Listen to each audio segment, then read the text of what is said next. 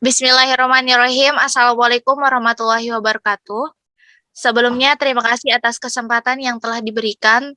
Baiklah, jadi di sini kami akan mempresentasikan tugas besar pemrograman internet, di mana dalam hal ini kami mengambil tema game OT2.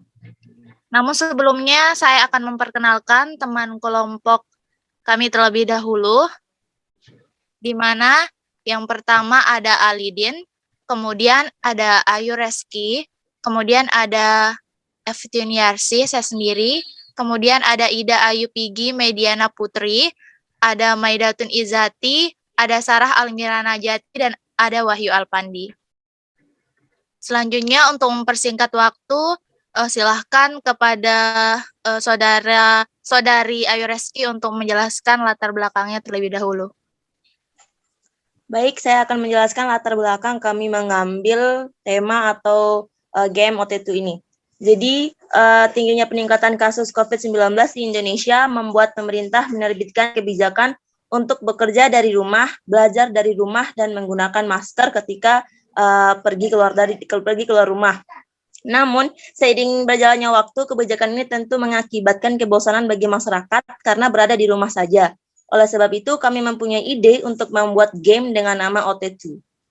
Game ini terinspirasi dari dua game, yaitu game Othello dan game Tic-Tac-Toe, di mana tentunya dua game tersebut sudah cukup terkenal oleh orang banyak dan banyak pula yang memainkannya.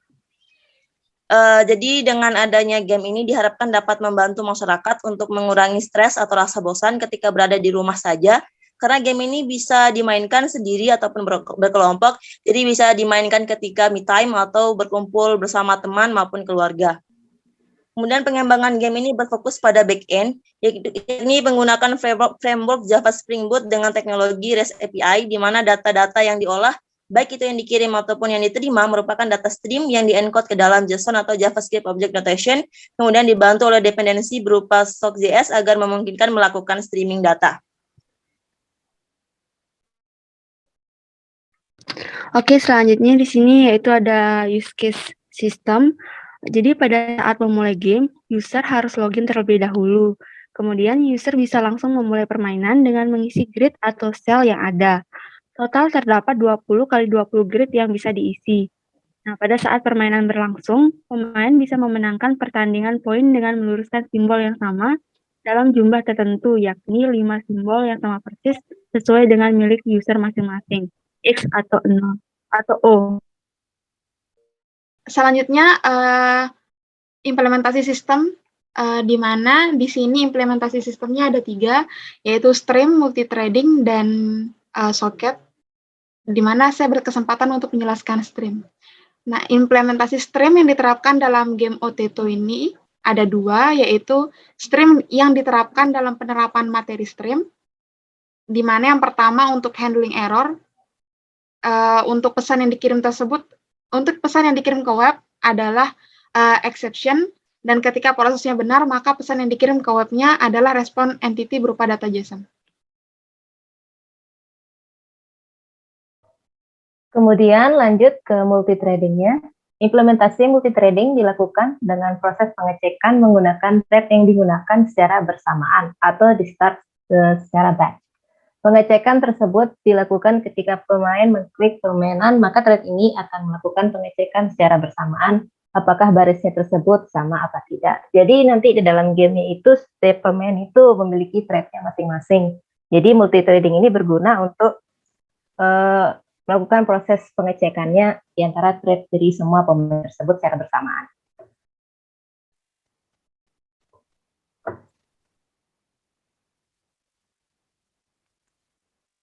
Baik, selanjutnya untuk implementasi soket pada aplikasi ini, di mana penerapannya menggunakan data stream berupa pesan, di mana pesan yang dikirim berupa pesan teks, karena hanya bisa mengirim pesan dalam bentuk teks.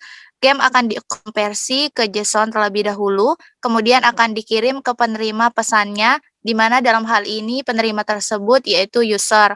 Oleh karena itu, terdapat fungsi di dalam socket.js. Baik, untuk demo programnya selanjutnya akan dijelaskan oleh Saudara Alidin. Dipersilahkan. Oke, selanjutnya adalah bagian demo program. Jadi bagian demo program ini saya atas nama Alidin beserta teman saya Wahyu akan menjelaskan codingannya satu-satunya. Jadi pembagian tugasnya antara saya sendiri dengan Wahyu adalah saya menjelaskan logik di bagian gamenya, sedangkan Wahyu sendiri akan menjelaskan bagian konfigurasi dan endpoint-nya. Jadi karena teknologi yang digunakan di sini merupakan sebuah framework, jadi framework-nya namanya adalah Spring Boot, dan dependensi yang digunakan di sini adalah SockJS demi melakukan streaming data yang antara klien dengan servernya. Jadi fokus kita di sini adalah membuat server yang dapat melakukan streaming data. Jadi menggunakan yang namanya SockJS. Kemudian, selanjutnya akan langsung saja saya pindah ke bagian struktur programnya. Jadi yang pertama, untuk struktur programnya sendiri ada beberapa folder. Yang pertama, MVC-nya sendiri, yakni ada model, service, dan storage-nya. Nah, belum ada, sedangkan view-nya ada di bagian resource. Nah, selanjutnya adalah untuk config, untuk melakukan proses setup. Seperti ini yang nantinya akan dijelaskan sama Wahyu. Kemudian untuk controller merupakan endpoint-endpointnya, DTO merupakan data yang akan dikirim selama proses permainan game, yakni untuk meminta koneksi ke game lain. Kemudian untuk exception ada beberapa di sini, ada invalid game, kemudian invalid param sama not found exception. Kemudian ada model ini merupakan objek-objek yang terlibat atau entity-entity yang terlibat di dalam sebuah program. Itu ada game, kemudian ada gameplay, kemudian ada game status, ada playernya, kemudian ada tick to-nya, ada X dengan O. Jadi kemudian selanjutnya adalah service. Service di sini mengatur masalah logic gamenya. Nah, kemudian yang terakhir ada storage untuk menyimpan data gamenya. Seperti itu. Nah, selanjutnya untuk endpoint dan konfigurasi saya serahkan ke Wahyu. Silakan Wahyu. Baik, di sini saya akan menjelaskan tentang endpoint yang digunakan pada saat menjalankan game. Yang pertama ada endpoint untuk start, di mana endpoint ini akan dipanggil pada saat game dimulai. Endpoint ini akan akan menjalankan create game player pada objek game service dan akan mereturn respon entity OK yang menandakan bahwa gamenya berhasil dimulai. Kemudian ada post mapping connect yang merupakan metode atau endpoint yang digunakan pada saat tiap pemain itu memasuki request gamenya. Iya. Connect request-nya, sehingga ketika dia berhasil connect, maka pemain langsung akan masuk ke connect to game dengan mengirimkan request masing-masing player dan game ID-nya. Selanjutnya ada connect random. Ini juga sama untuk koneksi antar player, akan tetapi ini digunakan untuk pada saat melakukan mode random game. Selanjutnya ada gameplay, mana endpoint ini untuk memberikan marking terhadap koordinat di tic-tac-toe-nya atau di gameplay-nya. Jadi di sini dia akan menggunakan messaging template untuk merubah dari objek Java ke JSON, kemudian merubahnya menjadi string biasa dengan metode convert and send. Kemudian mereturn respon entity OK ke dalam gamenya untuk melakukan perubahan, memberikan perubahan ke dalam gamenya, ke dalam koneksi gamenya. Oke, itu saja. Saya kembalikan ke Alidin. Oke. Selanjutnya dari setiap endpoint ini semuanya diatur ke dalam game service, yakni game service sendiri melakukan proses logic programming di sana. Jadi di sini akan langsung kita loncat ke game service-nya. Jadi game service-nya itu dari yang pertama. Jadi yang pertama itu ada melakukan create game. Jadi hal untuk ini lumayan basic untuk di Java, yakni kita ciptakan sebuah entitas dari sebuah kelas game. Nah, dari sini kita set board-nya. Jadi boardnya itu berupa ukuran kali 20 kali 20 dengan ID random UID. Jadi ini merupakan random ID berupa string. Nah, kemudian selanjutnya adalah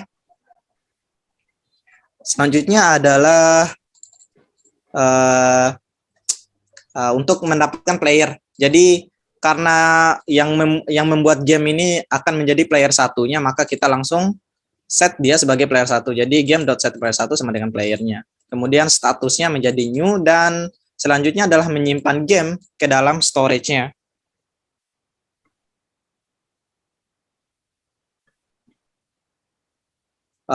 Kemudian untuk connect ke game, jadi connect ke game kita berikan player 2-nya siapa, kemudian ID gamenya berapa.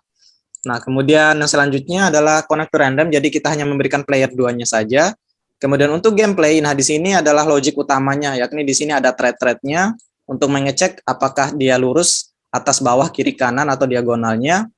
Kemudian lanjut ke bagian fungsi-fungsi tambahan untuk mengeceknya. Lebih kurang bagian sini untuk game service-nya.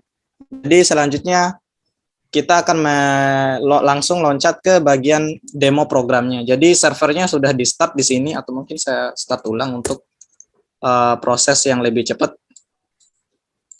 Jadi servernya langsung di start di sini. Tunggu dulu. Oke, sudah running. Oke, sekarang kita reload di bagian sini. Upsi. Oke.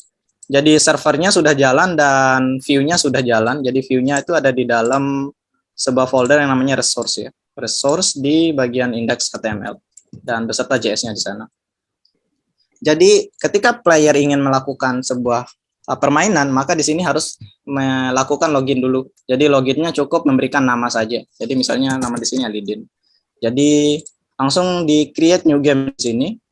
Jadi your created game ID is sekian.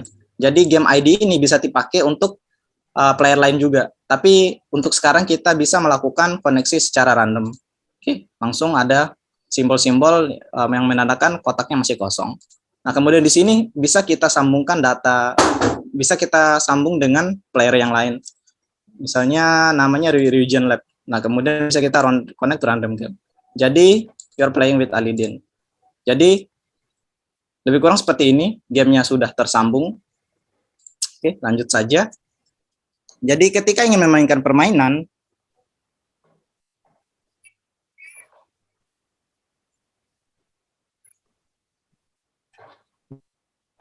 kemudian untuk melakukan permainannya, bagian sini, jadi bisa kita klik di mana saja, misalnya di sini, jadi akan terlangsung kecatat di sini. Jadi tujuan dari game ini adalah meluruskan simbol yang sama sebanyak 5 buah. Gitu. Jadi untuk yang ini udah aman, dia jalan. Jadi ini adalah giliran player 2 yang merupakan O, giliran player pertama merupakan X. Jadi kita langsung aja kita kasih kemenangan untuk player pertama. Jadi ini sudah 4. Nah, ketika sudah nyampe 5, nah maka winernya adalah X ya, karena sudah lurus sampai 5. Dan juga akan muncul pesan di sini winner adalah X kayak gitu. Jadi di sini bisa kita reload gamenya, bisa kita masukin game baru lagi, seperti itu. Jadi kalau misalnya tadi yang horizontal, sebenarnya semua ini juga bisa kita pakai untuk mengecek. Jadi baik itu horizontal, vertikal, diagonal kiri ataupun diagonal kanan itu semuanya bisa dipakai seperti itu. Jadi yang tadi itu contoh simpelnya saja. Atau mungkin jika ingin mendapatkan game ID, jika ingin membuat game dengan sambung ke game tertentu bisa digunakan game ID seperti itu. Udah, mungkin sekian dari penjelasan programnya. Terima kasih. Baik, Saya terima stop kasih. screen. Oke. Baik, terima kasih untuk teman-teman yang sudah menjelaskan. Mungkin hanya ini yang dapat kami sampaikan untuk presentasi kali ini. Kurang dan lebihnya kami mohon maaf. Sekian, wassalamualaikum warahmatullahi wabarakatuh.